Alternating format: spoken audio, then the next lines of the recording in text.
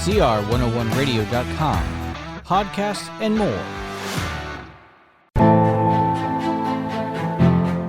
Welcome to Out of the Question, a podcast that looks behind some common questions and uncovers the question behind the question while providing real solutions for biblical world and life view. Your host is Andrea Schwartz, a teacher and mentor and founder of the Chalcedon Teacher Training Institute. California at one time was known for great weather, great agriculture, and the place people wanted to come.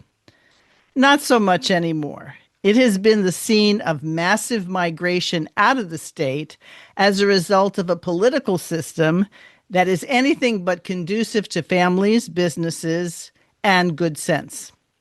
Yearly, the California legislature proposes bills that would seriously hurt individuals and families, especially those that consider that the state should not be God walking on earth.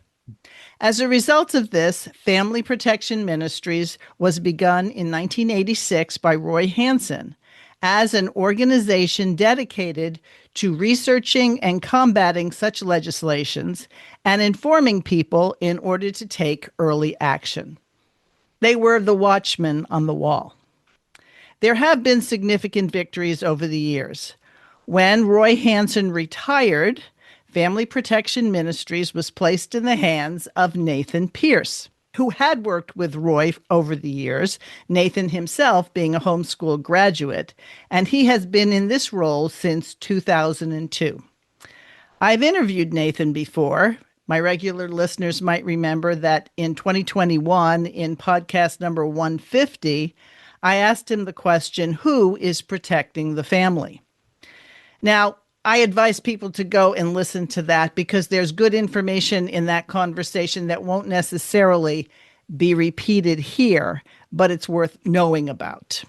So I've asked him to come back to unpack the continuous bombardment of anti-family, anti-Christian legislative bills that pour out of the Golden State each year.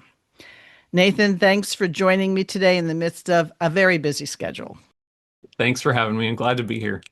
Now, in our last conversation, you pointed out that whereas Family Protection Ministries had as its focus the effects of legislation on homeschooling families, you explained that you had to broaden your areas of concern because sometimes these sneaky people throw things into the middle of bills that will, by implication, could affect homeschooling families. Now, recently in California, 2 such bills have been proposed. And whereas they weren't necessarily geared towards, they didn't have their sights on homeschooling families, FPM was able to say, but it could. And on top of it all, that they're very anti-Christian in nature.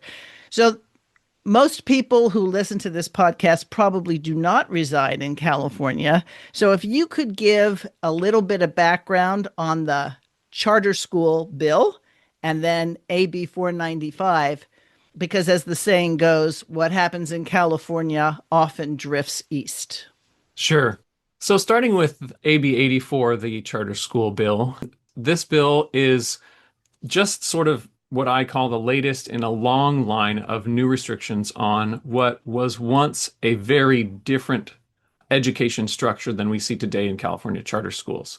California charter schools were started back in 1992 to create sort of a locally run mom and pop style school that was funded by the California state government. Still government funded, still technically public schools, but it was supposed to be this local controlled parent and community leaders started education program.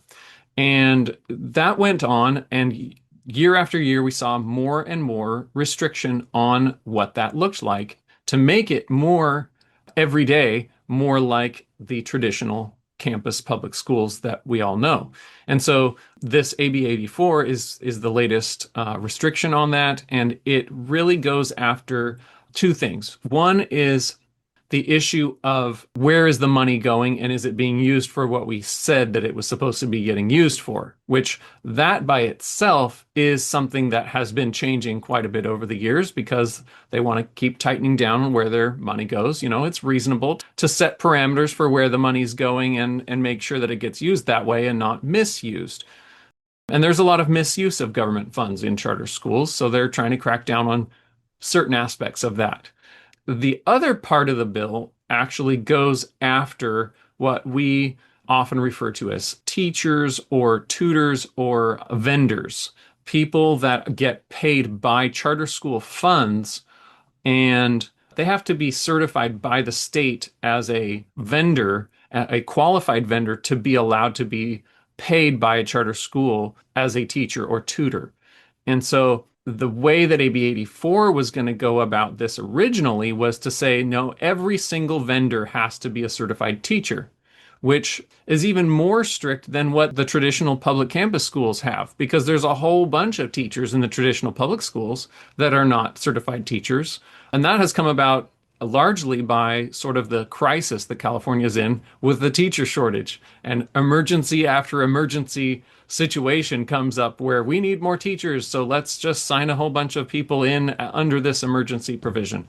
And so they didn't like how many people were teaching young people through this charter school provision. And so they wanted to tighten up on that and make it so that if you wanted to teach kids that were enrolled in a charter school, you have to be a certified teacher. Now, this is all kind of coming from this idea of, well, if the traditional public schools are losing students, which they are, in a couple of different ways. You mentioned people leaving California. That's definitely a thing still. And traditional public schools are very concerned about that. In fact, there have been a number of articles about that over the last couple of years. In LA Times, for example, that the schools are concerned about this terrible thing that's happening of kids leaving the schools. And so the California Teachers Association, or CTA, is very aware of this problem, and they are one of the most powerful lobbying organizations in California. They have a ton of money, and they go after anything that would weaken their position in California. Their position is strong when public schools are strong. Their position is strong when their teachers, certified teachers that are members of the teachers union, are in high demand. And so when you have this charter school system that is paying teachers that are not certified and not part of the teachers union, and those vendors, certified vendors, however they get certified, they're not part of the CTA necessarily, and they're not necessarily, and in most cases are not certified teachers. That explosion of that universe of education has really undermined the strength of the position of the California Teachers Association. All right. So I have read up on this, and it pointed out that charter school teachers make less, by and large, than the traditional public school. And so the attack here is on the amount of funding that already for people to take a job at a charter school, they're getting less than quote unquote market value. So are they just trying to defund charter schools out of existence? Yeah, I think that's a really good way to put it. Yeah, I think that's honestly the bottom line here. And they're one of the things that they do is they are really good at, I've seen CTA do this as well as other organizations. When they're lobbying, they're willing to take a big bite with a big bill that goes after a bunch of things, and then they scale it back when there's opposition so that they can get a smaller portion of that bill passed through. I talk about people taking 10 steps forward and then 9 steps back, and they do that 10 years in a row, it's still 10 steps forward. Right. So they're willing to be patient. So when this bill, AB 84, has been amended several times, each time it's scaled back a little bit to try to appease enough people so that they can get it through. So this is sort of a bunny trail, but do you suppose the reason to be in favor of people who come into the country who didn't come in the right way is that this supplies the students for public schools so that they're keeping their enrollment up in the midst of people leaving? I would have to say, yeah, I think there's probably a lot of that because otherwise, where are the numbers coming from that they're able to maintain what they do have? Because there's been a tremendous amount of families. I mean, if you look at the numbers of people that are leaving California and you look at who those people are, it's a lot of families with kids that are school age. So those people leaving are families with school age kids. The numbers in schools are dropping, but not enough to account for that. So they're coming from somewhere, and I think that you hit the nail on the head. Yeah. There was a joke starting back in 2020 that U-Haul gave Gavin Newsom their Employee of the Year award because they had their revenues stepped up. And at the time, I remember thinking, well, he's doing his part to get people to want to leave public education as teachers and as students. And that's funny. That's a ha-ha moment, but it's very, very insidious Yeah. because it's almost as if, and you would know this better than I, that if there are a group of people who are somewhere in a dark closet somewhere going, what can we do to destroy the family? What can we do to attack Christians? And I don't think you're a conspiracy theorist, but because of where you work, there are probably things where you can see you're a conspiracy realist because you know this is going on. Yeah, it is. The longer I work here, the more I'm willing to believe stuff that I probably wouldn't have before I started here.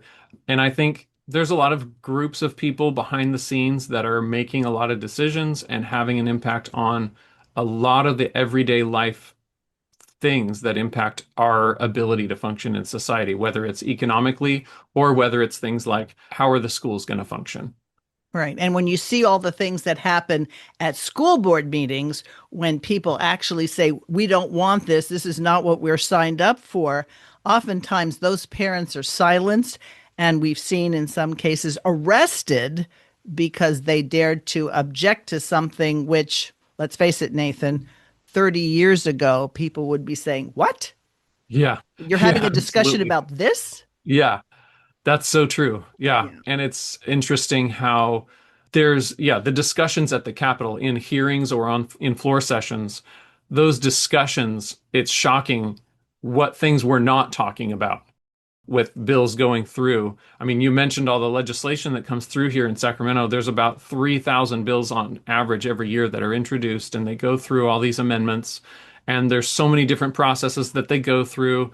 And then as they go through that process, all of these issues come up that I'm thinking, why aren't we talking about? There's this ID card bill where they're wanting to publish more information about how students can get counseling for if they are considering what gender they might feel and whether they should get surgery or what they should think about this. And they want every child in California to have access to counseling without their parents' consent or knowledge about how to think about this. And the counseling is coming from an LGBT activist organization known as the Trevor Project. And so, what do you do with the fact that as this moves through the process, there's so many elements of this that we certainly, you and I would talk about and raise questions, but there's so many conversations that are not happening when it comes to this. And it's crazy how, when we talk about protecting the family, that a lot of important things that need to happen in order to protect the family or things that really ought to not be happening, that's not even part of the conversation. It's more technical stuff, or how are we going to make this work smoothly? Because, well, there might be some glitches along the way. Well, why is that the conversation we're having? Right. It's interesting. Very few people will take a job hoping that their job becomes unnecessary. I would say, based on where we are right now, your job is not likely to become unnecessary. Would you agree that the function that you serve isn't so much to reform public education, but to have your finger in the dike, but you realize it's got to be taken down. It's got to be demolished, because how can you fix something that at its root right now is meant to take control of children from their families? Yeah, I totally agree with that. I think that it is very much a situation of, we look at the public school system in California. We're the biggest state. We have the biggest public school structure in the nation, and we've got the largest number of kids in that system that are being controlled, and their minds are being filled with stuff that is completely not based on truth. And it's based on politics, it's based on a man-centered worldview, and it's not a system where you can look at the system and engage with the system and work to reform that and right the ship.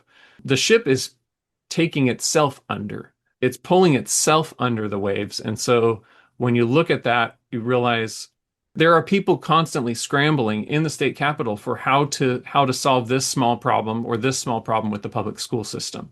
Right. But there's no big vision for how to even fix it from their own perspective. They know that it's kind of going under.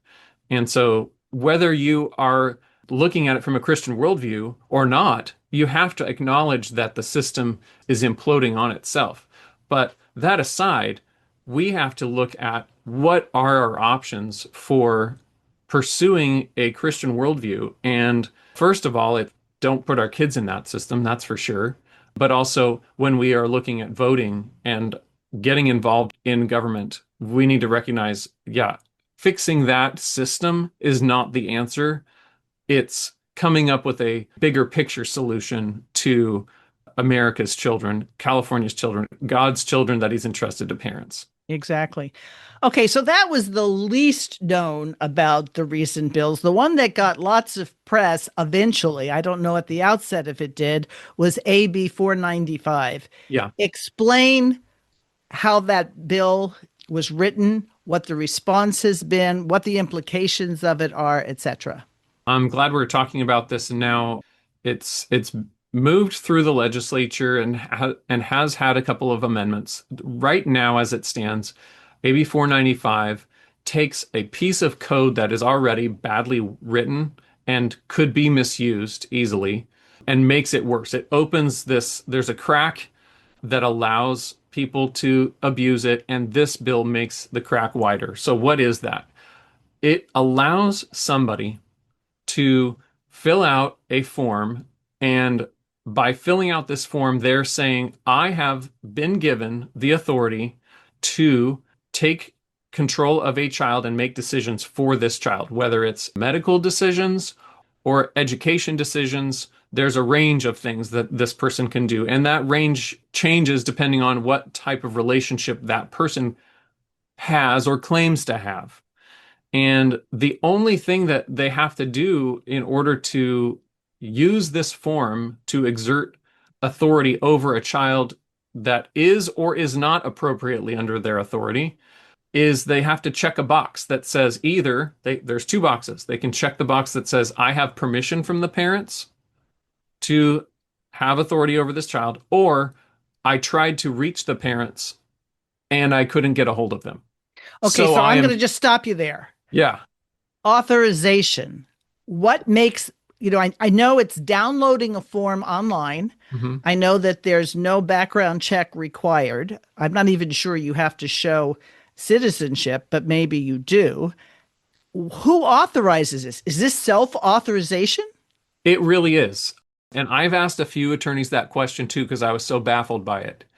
The fact is that somebody with this form can take it to a school or to and this form is already in current law, but this bill, AB 495, expands who can use it, who's allowed to use this for taking authority over a child. Who was it previously giving authority to? So it was previously giving authority to a much smaller range of relatives. Grandparents, aunts and uncles, cousins. Yes, that's about what it was. It was pretty narrow. And this expands it to very distant relatives and also non-relatives in a mentorship relationship, which So could a mentorship relationship be a coach, a counselor at school, somebody's mother or father who you go to their house to a lot for snacks after school? absolutely. I'm sure that it could be easily argued that because it's not defined at all in the code. So with these undefined terms, somebody could make that argument. And I think those that you just listed are extremely reasonable for somebody to argue based on the wording that's in the bill. Okay. So you ask yourself the question, why? Like, what would be the reason to do this? Right. So I could see scenarios where you have a custody dispute and Mhm. somebody gets somebody to be the mentor or the friend, and now the child is removed. There is a logic that the author of the bill said as to why she proposed it. And it was such good intentions that she had. And we know what it says about the road to hell. What were her good intentions? So her good intentions that she still seems to be stating are that when children find themselves in the situation of not being able to get to their parents, children have missing parents essentially, and her stated situation, what she's talking about, and her claim that that's who this bill applies to, is children whose parents have been detained or deported by ICE. Parents that are not in the country with any paperwork and they're getting questioned or held or are being sent out of the country or have been sent out of the country back to their country of origin, and the children are left sort of just without a parent. The kids are left without a caretaker, and the kids are maybe they're with grandma, or maybe they're with somebody else that they were at the friend's house, like you were talking about a friend's house who they've spent lots of time with and who maybe regularly picks them up from school. Maybe they carpool and take turns carpooling or whatever. They're with these other people, and all of a sudden their parents are inaccessible. And so somebody is trying to legitimately enroll them in school or perhaps help them get emergency medical care for some reason because the child is hurt and the parents are missing. So there, like you said, there's a legitimate reason for somebody to want to try to solve a problem. But unfortunately, this way of solving that problem is extremely dangerous because you're opening wide a chasm of options for people to take authority over a child and do all sorts of things that were never intended by the parents, that the Right. parents never wanted. So just because I don't really have details on this, if parents are being detained by ICE, are they given the option to say, well, I've got some kids and who's going to take care of my kids? Can they come back with me? Can I go? Can I take my kids back with me if I'm being deported? Is this kind of like the arguments that were given for Roe v. Wade, that, you know, women were raped and the Norma McCovey was raped, but it turned out she wasn't raped?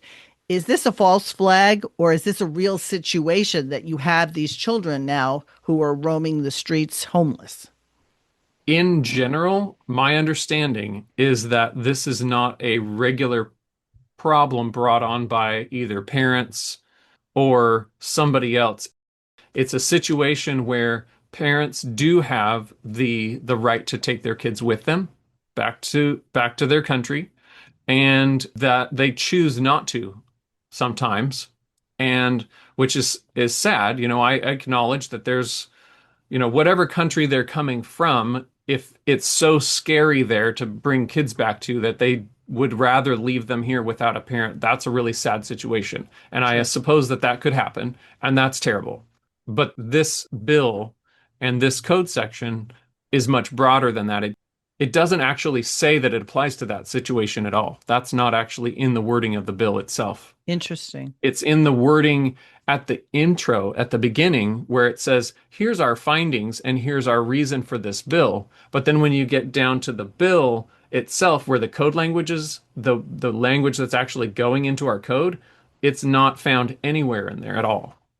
Is there any built-in protection against somebody who protests this? I mean, for example, if you have a child who doesn't like mom or dad's rules and complains about it to a neighbor, a friend, a coach, a mentor, and now the mentor decides that the child is in an unhealthy situation.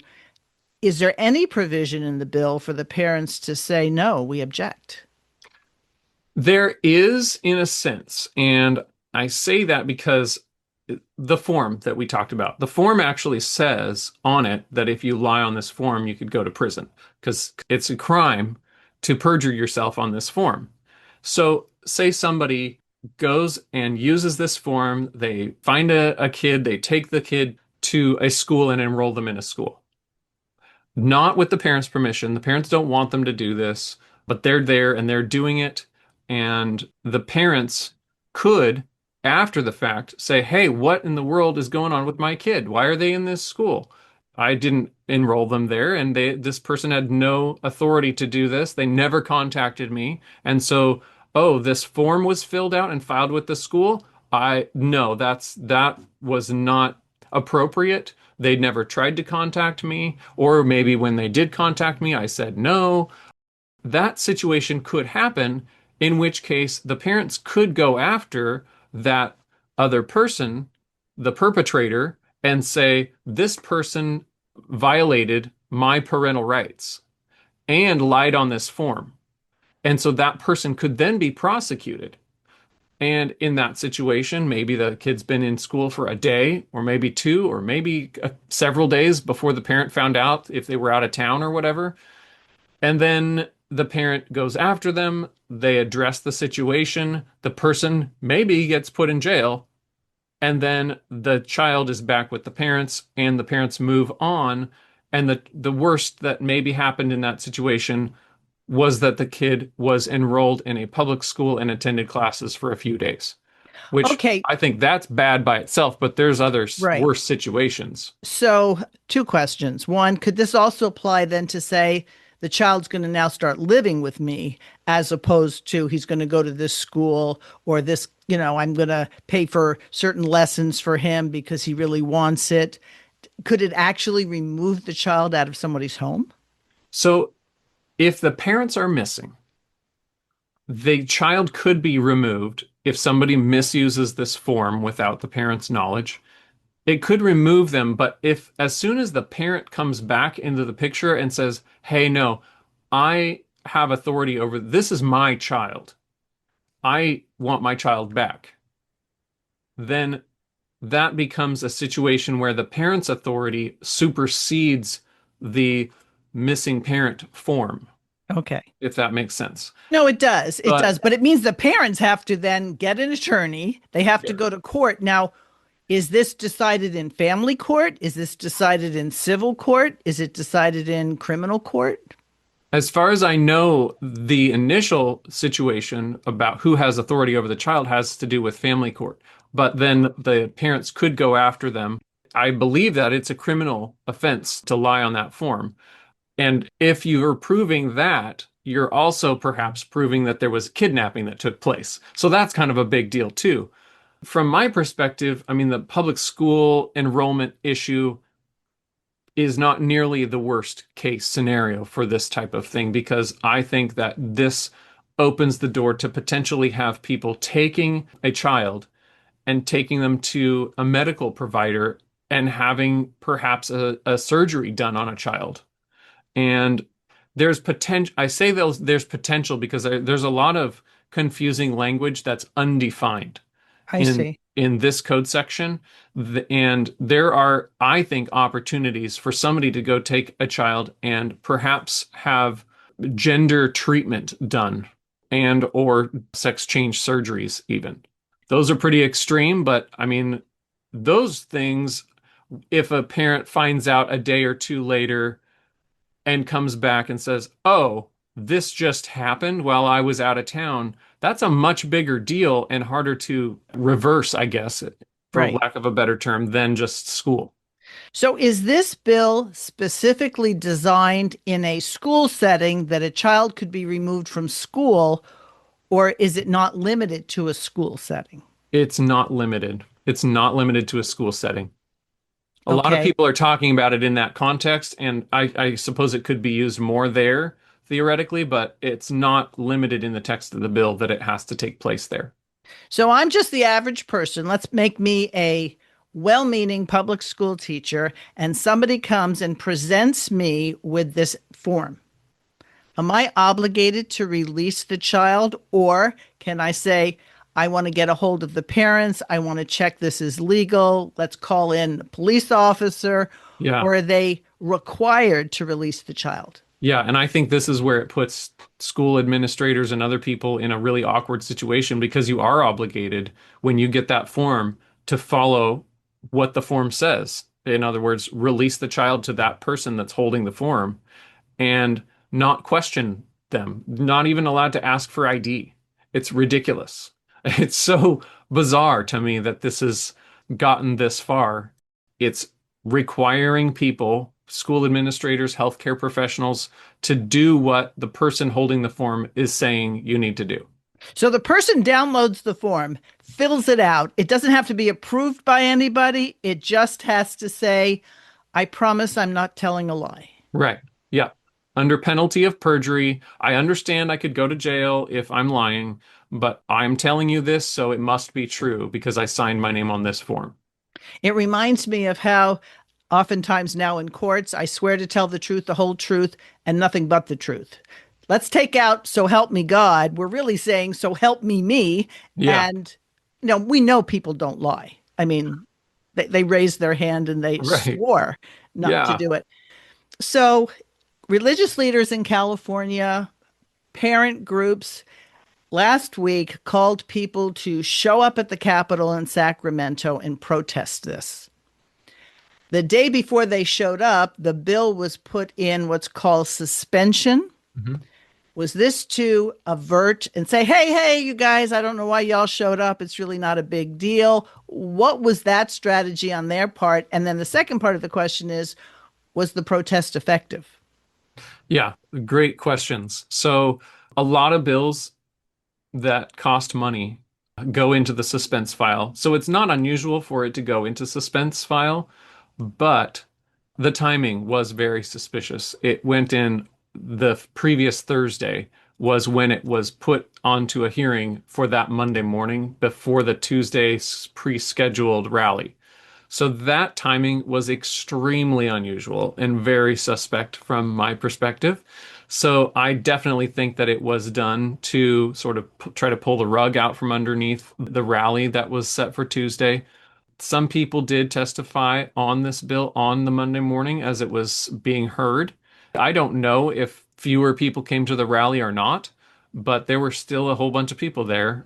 I'm not sure of an exact number, probably somewhere between 1,500, 2,000, maybe more, but there were a great number of people. And I do think that it was effective in the sense that people saw that crowd of people, and that couldn't be ignored. And in addition to that, a group of those people went to a training and actually visited every legislator's office with a packet of information about the bill and why they opposed it, which I think both of those things working together can be really impactful.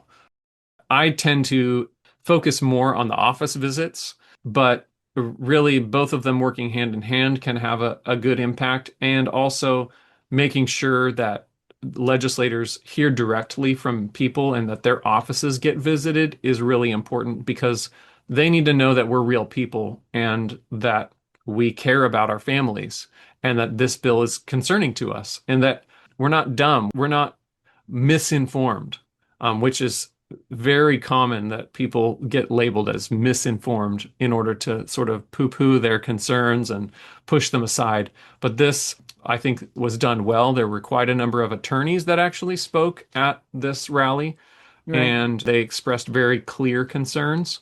And I think that legislators heard. I mean, the bottom line question is, will this bill pass, right? So this bill, together with AB 84, both of them are in the same suspense file, and they're waiting for Friday will be an announcement from this committee of which bills came out of the suspense file. It's a committee hearing where they hear the suspense file bills. It's not really a hearing, because a hearing is where people testify and people are heard. I call it a telling because where they hear the suspense file, it's just somebody reading a report for a couple of hours of what happened to each of the hundreds of bills that are on this list and what they already voted on. There's no votes that take place. They just announce that they already voted on them. How do we know which of the suspense bills make it to being passed or not? That will be announced by the Appropriations Committee. The Senate Appropriations Committee will release a report that will show which direction the bills went. And then you'll be able to look it up online on the legislative website, what bills passed and what bills were held in committee. They can pass bills as amended. They can make behind the scenes decisions on wording. So they could amend a bill and get it passed out of that committee as well. And they can hold it in committee even through next year, since this is the first half of the legislative session and we have a 2-year session here. They can hold it in that committee, in that suspense file throughout next year as well, and then pull it out and pass it to the floor at any point next year as well. So it could pass out of the committee on Friday, or it could stay in that committee and we not know what's happening with it for a long time. So it could pass out of committee, and then you and people like you would have to read it to see how it was changed because they could change the wording. And then the next step is the governor has to sign it. The governor would have to sign it, but it does have to go to the whole floor of the Senate chamber as well. So the Appropriations Committee is a subset of the California State Senate. There's 40 state senators. If it does come out of the Appropriations Committee, it would go to the full 40 state senators. So that's one of the reasons that I'm encouraging people to call their state senator that represents them, because the next step is for the full Senate to vote on that bill. So by the time this airs, it's likely that what we've just talked about is in the past. Okay. Okay. And so the best way for people to find out the status would be to go where?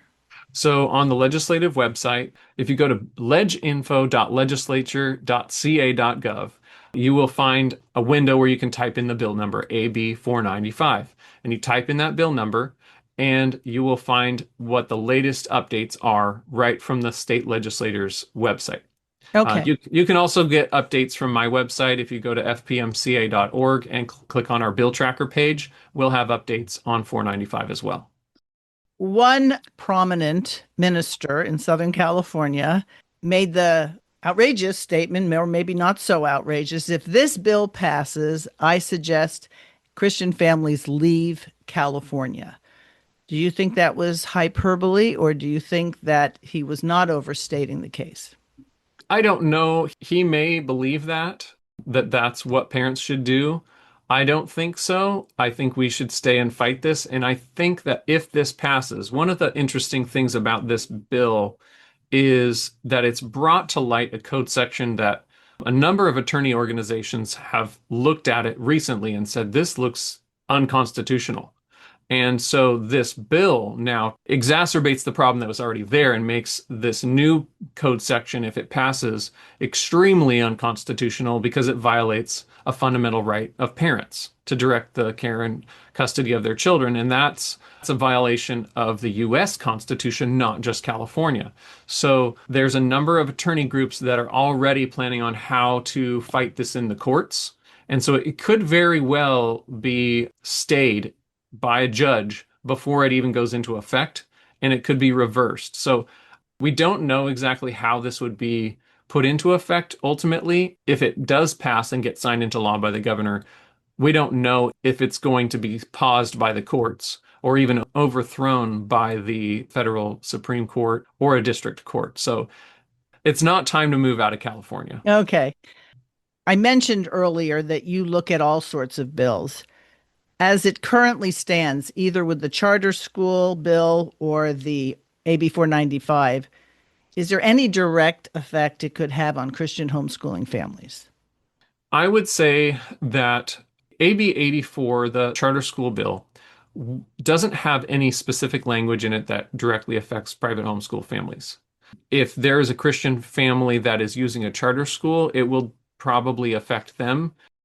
Depending on, again, how the bill looks when it gets passed out, it could have a pretty significant impact on how their relationship with the charter school works with those vendors and what that looks like. It's possible that they won't be able to use the same people, the same teachers, the same vendors. And what if that means they don't get to use the same piano teacher they've used for a long time, then that's the way the law is. They might have to start paying out of pocket for those things. In terms of 495, I think it could just as well impact a privately homeschooling family as a charter homeschool family or any other family in California that has school-age children or children of any age, because that bill does not discriminate on where your kid is in school or what your faith is. It doesn't discriminate at all. It's just a bill about children. So both of those have a potential to impact homeschool families. As far as AB 84, AB 84 could have a potential impact that would have repercussions sort of as a domino effect as well, because of how the infrastructure of tutors work in California through the charter school laws right now.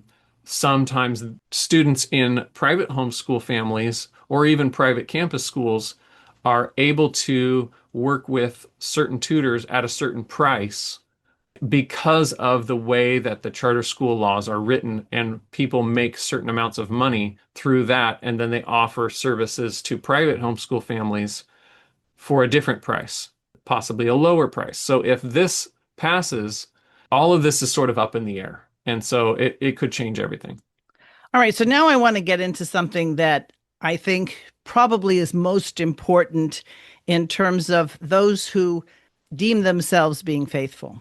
And I'll just give you a little story. I ran into a woman that I knew 30 years ago, and she happened to have a store that I would frequent. And we were like, oh, wow, you remember me? And we were talking about it. And she was telling me that she now works with homeschooling families to help them. And I thought, that's wonderful, because a lot of people start homeschooling and they need some guidance. Well, it wasn't too long into our conversation where I discovered she was actually an employee of the state, and she helped administer the funds. Mm-hmm. And she said, oh, but people can benefit so much. Of course, they can't use any of the money for religious purposes. So you could get sports lessons, you could get music lessons, you could be part of a choir, you could be part of a band, you could be part of a soccer. I mean, you could be part of everything, so long as it's not Christian. Would all those people fall under the vendor law? Yes, if it's part of a charter school, yeah. Mm-hmm. That's correct. So I recently posted something on one of my Facebook pages about the mousetrap and the cheese, and how homeschooling families are being lured by, wow, I have 4 kids, I'm homeschooling, I can get so much money per child. Do you think they have not really considered whether or not that they're selling their birthright? Yeah, I mean, it sounds intense to put it that way, but it's very real. When you look at the education options that we have in California, I mean, we do have a lot of options. It's not like we're forced into one box. And a lot of people think or feel that they are forced into one box, but we have a lot of education options in California. Some of those options are public options. Some of them are private. You have the traditional public schools and you have the charter schools, and then you have various programs within those that might give you an at-home option or a non-classroom based option. But there's a bunch of private options too. And the significant thing that's a difference between the public and private options, in private, you can have a campus private school, you can have a private school administrative program or a private school satellite program that oversees multiple homeschool families, or you could have a family that files their own private school affidavit and is their own private school. All of those are private. And so they're very separate from the public school options, whether it's a traditional or a charter. And the big difference between those two is, at least from the constitutional perspective, is that the California State Constitution says that you can't teach religious instruction with any state money. So all of those schools that are public, like you were saying, they can't be Christian. They can't teach Christian. They can't read Christian. They can't use Christian materials or teaching. And so there's a significant difference there. If you are a Christian and you want to give your child a Christian education, that's not an option. You have to go on the private route. But there's another element to this that's really interesting. I couldn't help but think of it when you said, sell your birthright, because there's an element between those two that's different that has to do with state data, state controlled data. If your child is enrolled in one of those public school options, regardless of which one it is, if your option that your kid is in receives government money, your kid's school records are held in a state computer in Sacramento. If your kid is in a private school, you can have those records on hard copy and never online anywhere. It depends on how your school runs the records. But if you're privately homeschooling, or if you're in a private school that uses hard copy paper, that's as far as your records ever go. And your child is not answering to the state. Your child's education is not answering to the state. It's answering to whoever is running that school. And whether it's a church that's running the school, whether it's parents running their own school, that's who you would answer to for that education. And ultimately, from my perspective, when I look at all of these different options, everybody is ultimately going to answer to God for education. It doesn't matter what program you're in. The people that are running those programs are going to answer to God one way or another.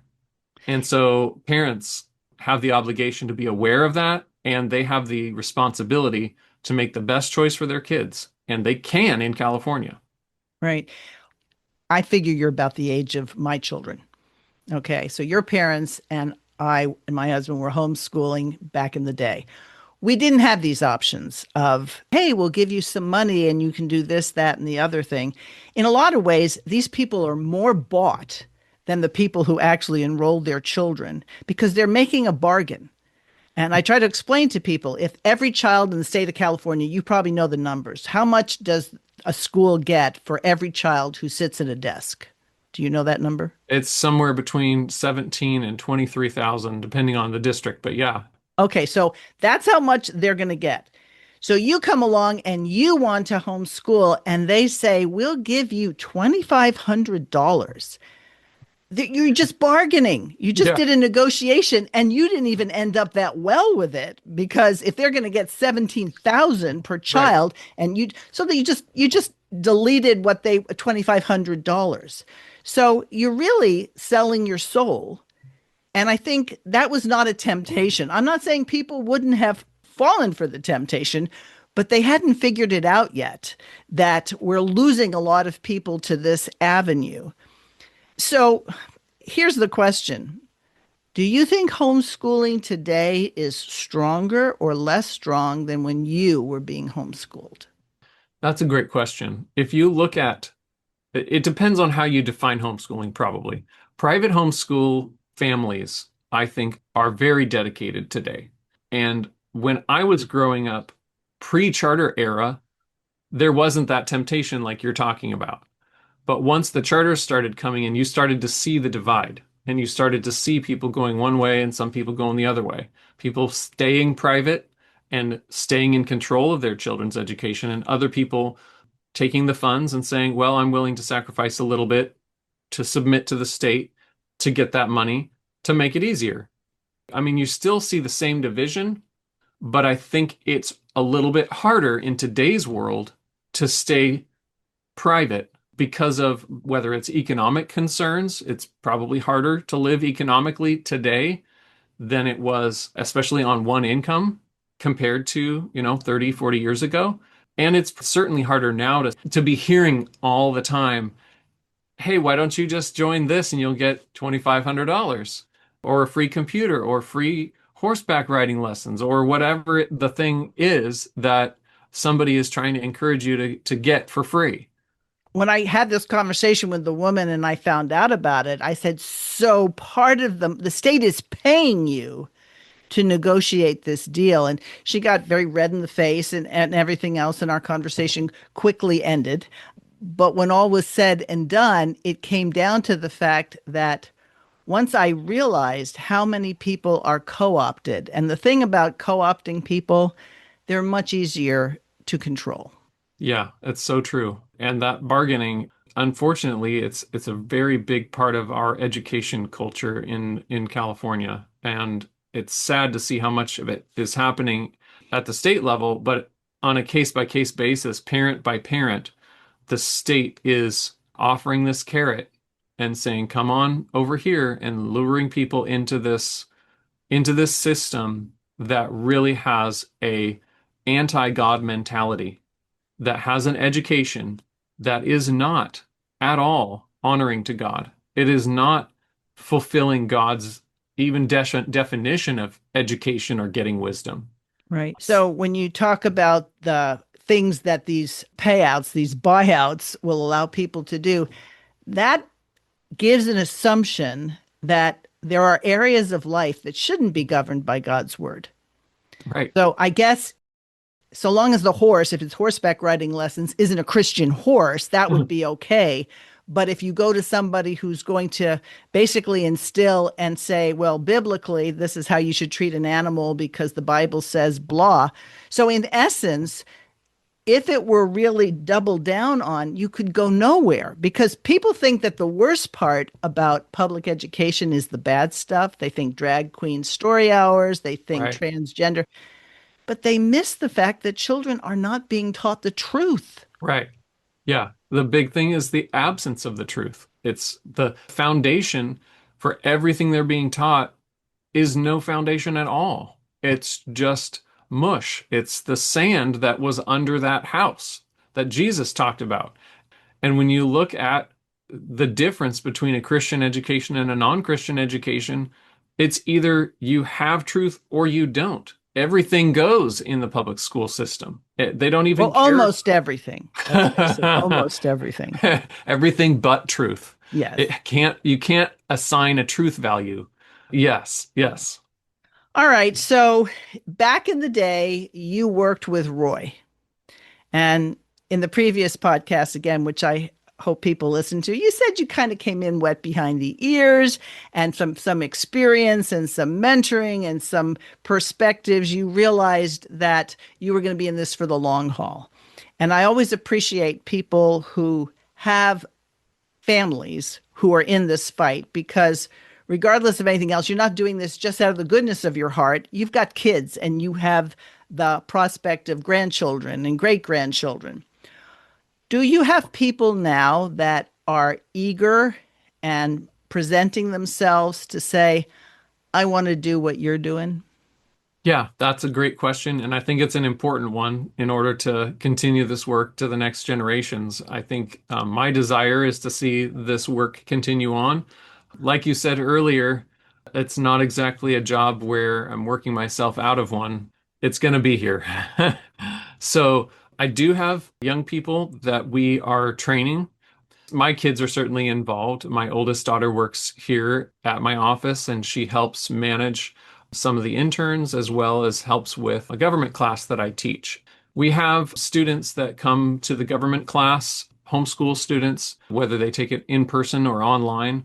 They will learn about government. They will learn about the legislative process specifically here in California. And I use the government class to sort of train advocates because I want them coming out the other side of it, not just with a Christian perspective on government, but also a practical ability to influence the legislature here in California. It's something that I know something about, and I'm able to pass that on. So I make the most of that time to do that. And that has turned into a sort of a funnel to bring kids into an internship program. Some interns are in person, some interns are remote, but those interns are turning into employees. And I have some part-time people that are learning, that are helping, that are making a difference to even now impact the legislature. And I'm hopeful that some of those will stick around for the long term. So how do people find you? Is it that parents are saying, my kids are interested, I want to do this? Do they fund their children being interns with you the same way parents might fund college expenses? So internships, typically the parents will send their kids, or I have done where students need an internship to complete their college requirements. And so they'll come here and do an internship, whether it's 6 or 10 weeks or whatever. and do an internship, get college credit for it, and then maybe stick around or maybe move on to something else. But yeah, the internships, whether it's a high school intern or a high school graduate intern, they will start out as an unpaid intern for the most part, and then kind of go from there depending on their skills, their interest, and their fit here. Do you sort of put them to work as soon as you can? Oh, yeah. Do you offer scholarships for people? In other words, let's say there are people like me. I'm no longer homeschooling children directly, and we wanted to provide scholarship funds so that somebody who was qualified and willing, but not necessarily able, could participate. Do you have a setup like that, or would you entertain a setup like that? Yes, I do that occasionally for both the government class and interns. It's a case-by-case basis, and a lot of it depends on kind of where we are financially. Because we're a nonprofit, we rely on donors to make that happen. So definitely interested in continuing that, because I really think that not only for continuing the work here in our ministry, our organization, but getting this way of thinking about, the biblical perspective on government and the ability to impact government in our culture today. I think that's so important, and there's a lot of value there. So I am trying to grow that in our organization, to grow that mentorship, that training, and that internship program. So as I said earlier, what happens in California sort of moves east. You wouldn't be upset if this model moved east. No, not at all. Not at all. Well, before we go, once again, tell people how they might get in touch with you and explore all the things, including maybe they want their children involved in your government class. Sure. Yeah. All that is available on our website. Again, I'm Nathan Pierce, and you can find out more about our internship program on our website, Family Protection Ministries. The website is fpmca.org. fpmca.org. Which would stand for Family Protection Ministries, California. Correct. Yes. All right. Well, like I said, maybe we all wish that God would work it out immediately, that you'd be out of a job. And neither one of us anticipate that's going to happen anytime soon. Like I always tell people, Moses never really knew that the Red Sea would part until he got there. That's He right. didn't have a guarantee. He didn't have a promise. He just had to get there. So we're not saying that God can't do a mighty work, but we certainly hope that faithful Christians understand that obedience brings blessing, not just wishful thinking. Right. One step at a time. Yes, indeed. All right. Listeners, Out of the Question podcast at gmail.com is how you reach us. And I look forward to talking with you next time. Thanks for listening to Out of the Question. For more information on this and other topics, please visit chalcedon.edu.